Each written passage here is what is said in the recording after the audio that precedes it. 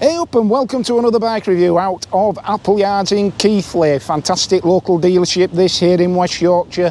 Get yourself down, lots of stock, lots of demonstrators, very helpful and knowledgeable staff.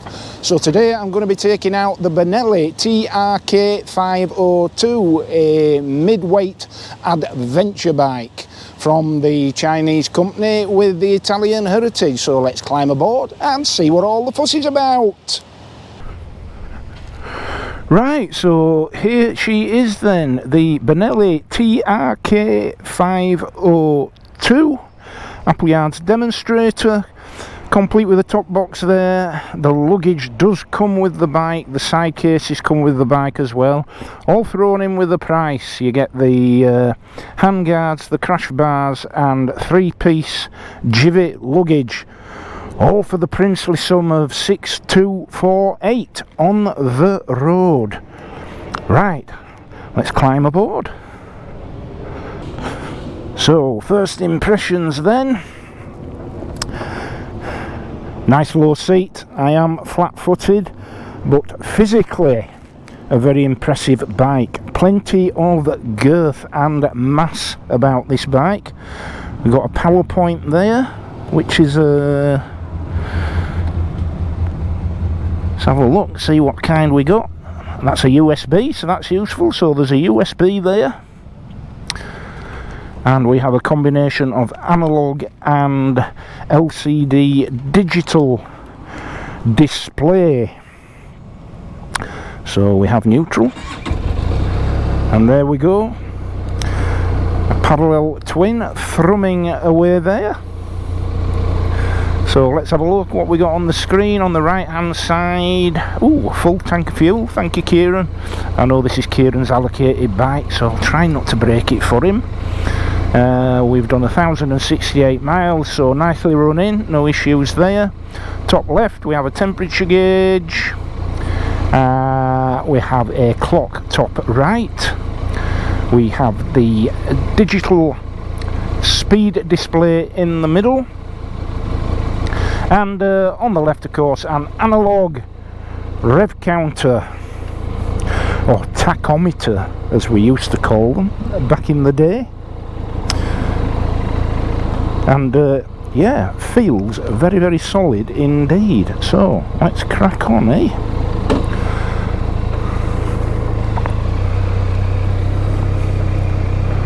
So yeah, the first thing that impresses me about this bike is its physical size, and that for an adventure bike of this size, that unlike the Suzuki's, for example, that I test rode out of here, I can flat foot without any problem whatsoever.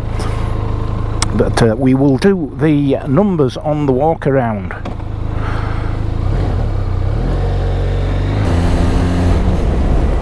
Right then, so here we are, and a real presence to this bike, it has to be said. Not normally a lover of white bikes, but I don't know about you, but I always find the lighter the colour of the bike, the bigger it looks. This is quite a big bike, let me tell you. The engine is a liquid cooled parallel twin, and it's very, very smooth. It's very obviously not, I would suggest, a 270 degree firing order, because it doesn't have that rock and roll. It's very, very smooth,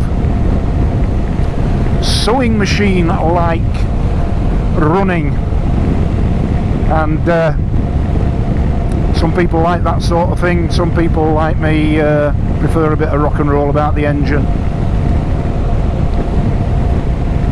but I would have to concede it's got a refined feel about it, that's for sure.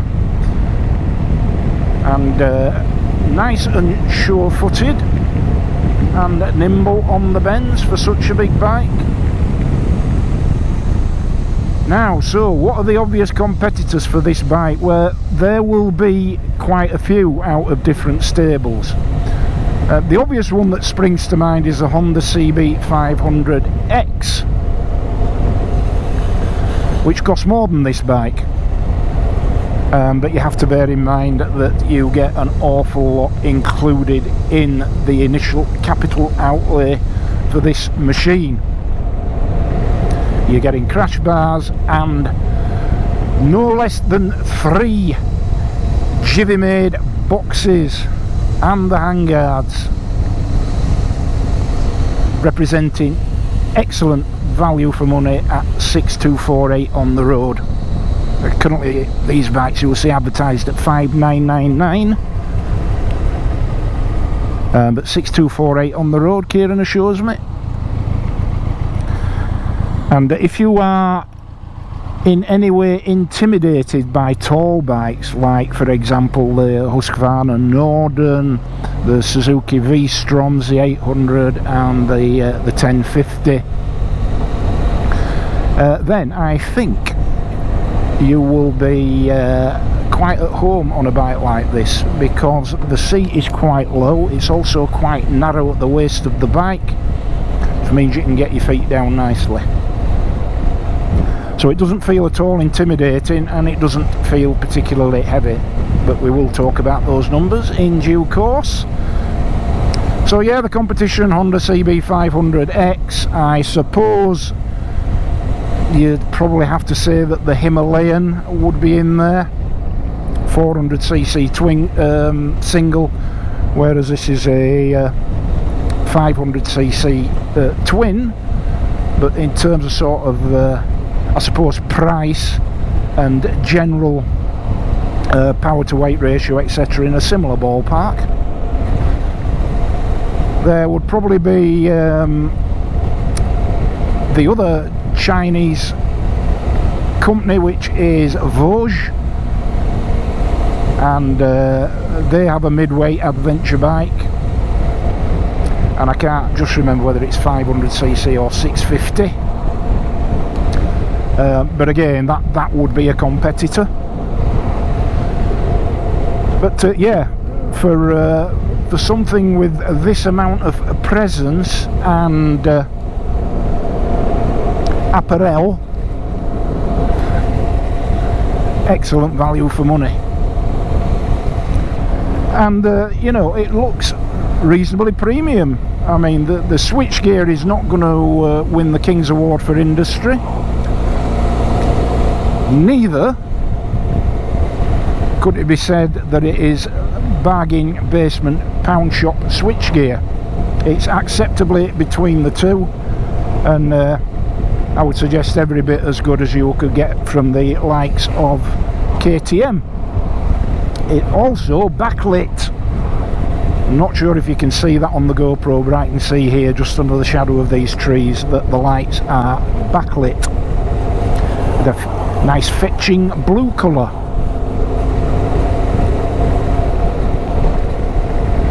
So yeah, fit and finish seems absolutely fine. The only observation I would make, and it's an observation I've made before on Benelli's, is the only thing that sort of gives it away as being built to a price is that their analogue rev counter and the printed bit of plastic there with the revs on just looks a little bit sort of well, it'd be cruel to say pound shop, but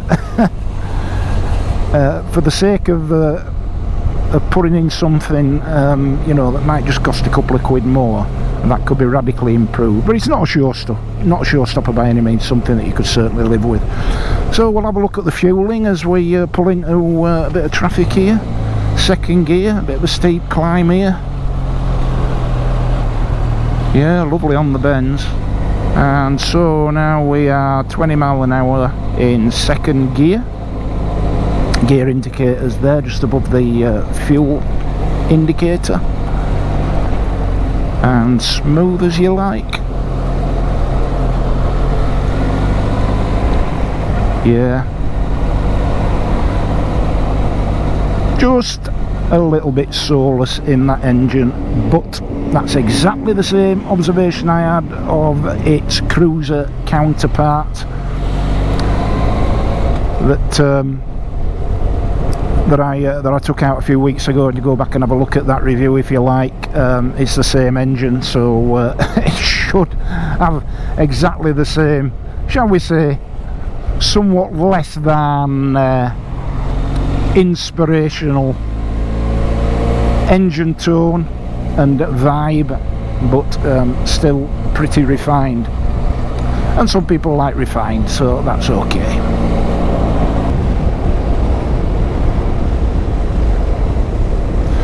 Right then, so let's see what she's like on the bends. These are quite tight. Yeah, lovely on the bends. Difficult to find a modern motorcycle from any manufacturer these days that isn't exceptionally well designed in terms of handling.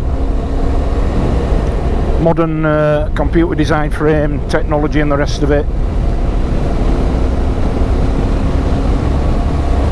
Yeah, nice and flickable, nice and planted, good tractable engine, 4th gear here, open her up and digs into the bend fine.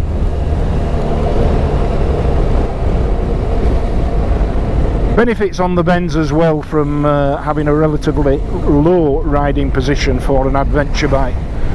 Becomes less intimidating and less counterintuitive.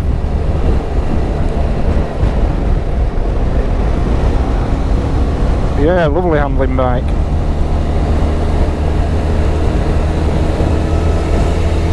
Woohoo!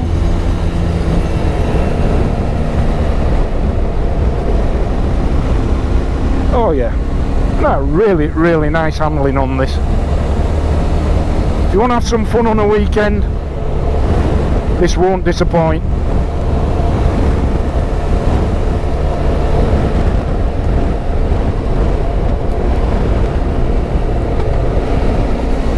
Nice slick gearbox, very positive, no notchiness. It's a cable clutch which has a very light touch indeed, and the biting point is not too far away from the handlebar, unlike for example Triumph's. It's somewhere in the middle really, I suppose.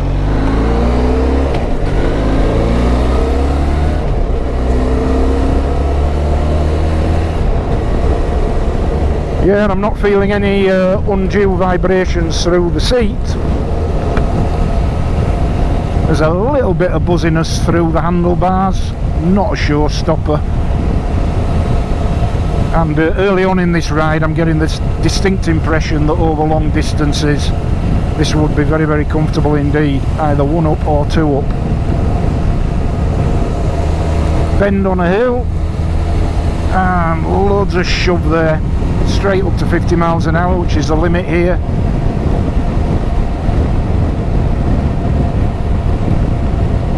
And we'll just see what she's got. 5th gear and a bit of a twist on the loud grip.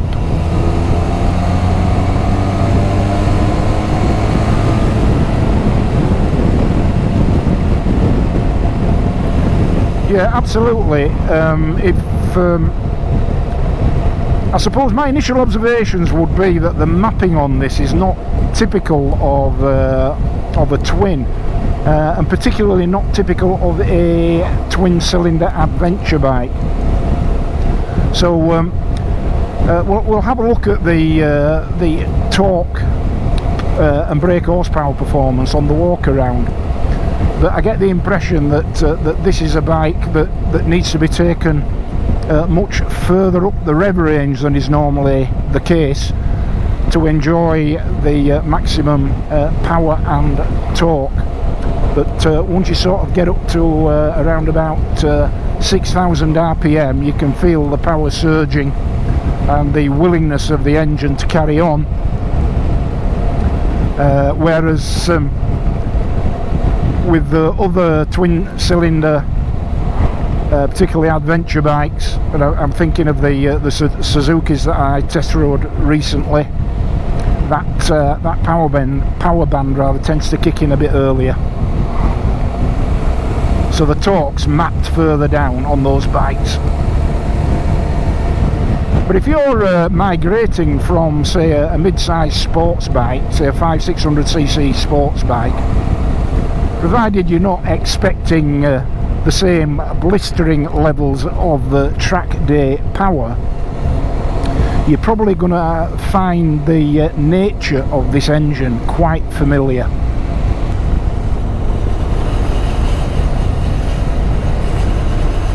Yeah, just a bit sort of buzzy and bland, the engine there. Of course, having a cracking throbbing engine note is not on everybody's list of critical factors, but it's just a bit buzzy bee for a twin. Bit buzzy bee. Bit like that annoying talentless sod. What did they call him back in the day? Arthur Askey. Hey, unless you're of a certain age, you won't remember Arthur Askey, but he had to be the most irritating, annoying, mediocre, talented pseudo comedian come entertainment come singer. Every time he used to come on telly, my dad used to say, "Oh no, it's that little four-eyed talentless bastard." That was my dad, and he wasn't prone to swearing. Yeah, but he was famous amongst other things. Well, at the end he was famous for dying, which is a bit unfortunate, isn't it? But he was famous amongst other things for doing a little song, a little ditty about a bee.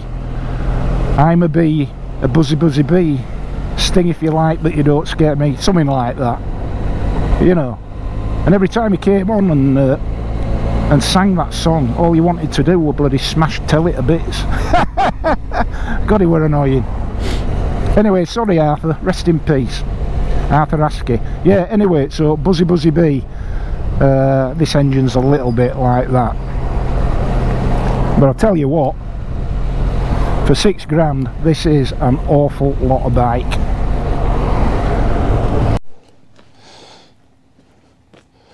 So here she is then, the Benelli TRK 502 adventure bike. So let's do the walk around and we'll talk about some of the specifications. So the engine then is a 499cc liquid cooled 8 valve parallel twin. It has a maximum power of 47 brake horsepower, so that's the same as a Royal Enfield Interceptor or Continental GT or indeed Super Meteor. Maximum torque being 33 foot-pound of torque, and as I said, that power and torque tends to come in further up the rev range than would normally be the case. And in terms of the fuel capacity and economy in relation to this bike, well, that looks like a big tank there, but it's actually 20 litres, so adequate. It's not quite in the league of the 25 and 30 litre adventure bikes, but 20 litres on this engine should easily give you 200 to 250 miles of range. The seat height for the bike is 840 millimetres. 840 millimetres there, so it's easy for me to flat foot. And the overall weight of the bike comes in at 235 kilograms. So pretty manageable. In fact, it weighs less than a Super Meteor. The front suspension, we have 50 millimetre inverted forks, no adjustment on those forks. And the rear suspension, if you can see there, is a single shock absorber which is adjustable for preload. Looking at the brakes, the front brakes, we have got two 320mm front discs with two piston calipers on each of those. and ABS as standard. The front wheel size is 19 inches. The rear wheel size is 17 inches. So some off-road capability, I would suggest there, on these Pirelli Gran Turismo tyres. But might benefit if that's your preference for some a little bit more knobbly. Rear brake is a single 260mm disc with a single piston caliper. ABS as standard again. So if we just sort of have a look at what does come standard with the bike, well, as you can see, the luggage frames are there. The luggage is available. I've not brought that out with me. Take my word for it that it's Benelli logoed, but it's also got a little Givi logo on, so it's Givi made luggage, so top quality. And as you can see, if you're familiar with the Givi luggage system, that's a mono key pannier rack there, one either side. So with the bike, included in the price is the Givi top box there, and the two panniers, all on the mono key system, which means you can actually change the style if you wanted to something a little bit more boxy. Got a rear hugger there, and we've got cast alloy tubeless wheels. Got a very unobtrusive exhaust there. I'm not so sure any exhaust would get any character out of this engine. Sorry and all that, but it is just a little bit bland, it has to be said. What else can we say? Well, plenty of room for a pillion there, wide pillion seat there at the back. Lighting to the rear, LED indicators and rear tail light. And to the front we have LED indicators and standard halogen twin headlights. And in the UK it'll cost you £80 per year to tax, and the annual service cost £150. Nothing exceptional about those figures, pretty much what you would expect from a 500cc motorcycle. So then, I am 6 foot 1 inches tall, 32.5 to 33 inch inseam. I weigh 83 kilos, that's about 13 stone. And this is the riding position on the bike, very comfortable. Arms a little bit outstretched, but these bars will adjust forwards and upwards to find the perfect sweet spot for you. And a fairly standard and comfortable riding position leg-wise, with a 90-degree bend in the leg. So really comfortable, a typical adventure bike riding position. And as I said at the outset, this 840mm seat height with a reasonably narrow waist, allowing me to flat foot with ease on this bike. So that combined with its reasonably modest weight should make for easier low speed manoeuvrability. So I think even at sort of 5, 7, 8, 9 you should be okay on this. So who's it for? Well, if you're looking for an affordable, brand new adventure bike with enough power to give you a rewarding ride, both on and off road, and your budget's give or take £6,000 or the equivalent, this is a very, very viable proposition for you. The competition, considerably more expensive if you look at it, and when you're bearing in mind this has got all the things that you would ordinarily probably want to put on an adventure bike. So whenever I've had adventure bikes, I've always put luggage on and engine bars and handguards basically before going anywhere on it. And those things come as standard on this bike, I think, is a great bonus. And it seems to be typical of the Chinese-made bikes that they do offer a comprehensive package. What springs to mind is the CF 800, is it, or 850 CF Moto, That adventure bike, again, £10,000 bike from brand new, uses the KTM 790 engine, proven unit, and that comes again as standard with 3-piece luggage, crash bars, spotlights, handguards, the rest of it. No spotlights on this. But yeah, other than that, a lot of bang for your bucks for sure.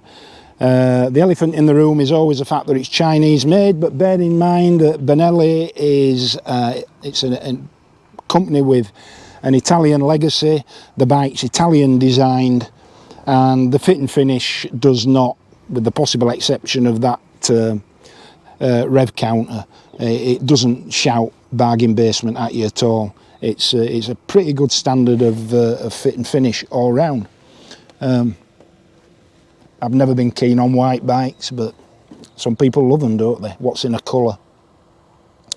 So yeah, a very realistic prospect if you want a brand new mid-range adventure bike with all the gubbins on, not the bells and whistles, but the gubbins, the important stuff, the luggage for if you go touring, the crash bars to make sure you don't cause excessive damage if you do drop it, if you're doing a bit of off-roading or just wheeling it round on your drive. It's often the case, isn't it? And the handguards as standard. It's a comprehensive package at an excellent price point in terms of capital outlay, and the running costs I would suggest on this bike are going to be pretty affordable. So there we go, the Benelli TRK 502. Conclusion then, what do we think of the Benelli TRK 502?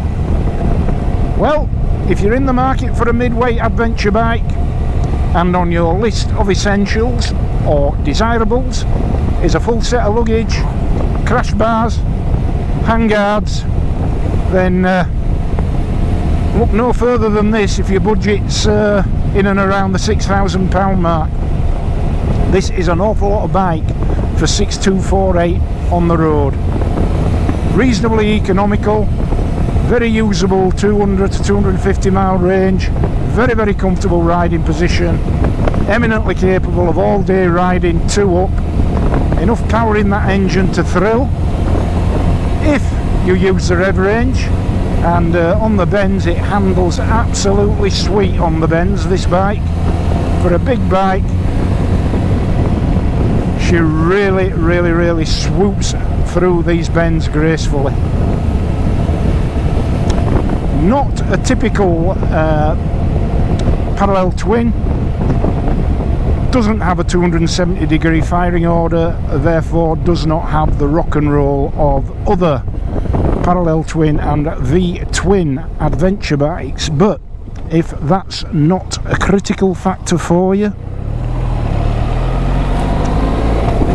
then what's not to like? Off-road credentials, nothing too serious, but the odd fire road, gravel track, green lane, certainly.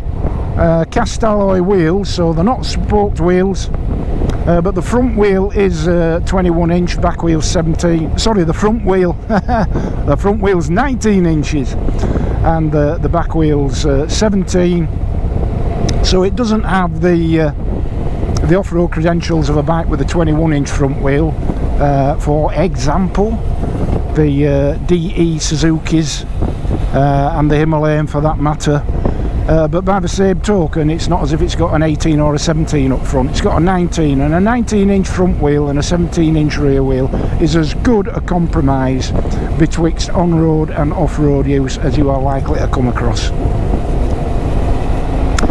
And with that, and a thanks once again to Appleyards. Oh, and a little heads up, apparently there's a 700cc version of this coming to Appleyards as a demonstrator shortly, so if you want something a bit bigger and a bit beefier, look out for that video. As soon as the bike's in at Appleyards as a demonstrator, I'll be taking it out, and that'll be the Benelli TRK 702, so watch out for that one.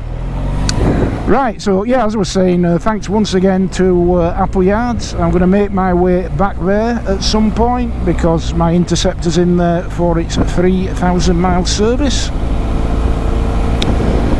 And thanks in particular to Kieran, who always looks after me there.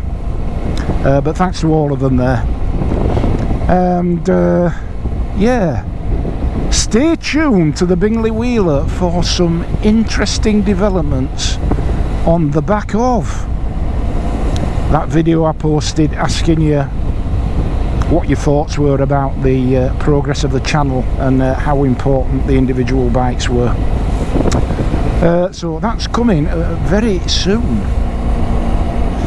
and I'm going to swear Kieran and everybody else at Appleyards to secrecy at this point. So anyway, that's enough clues for you today.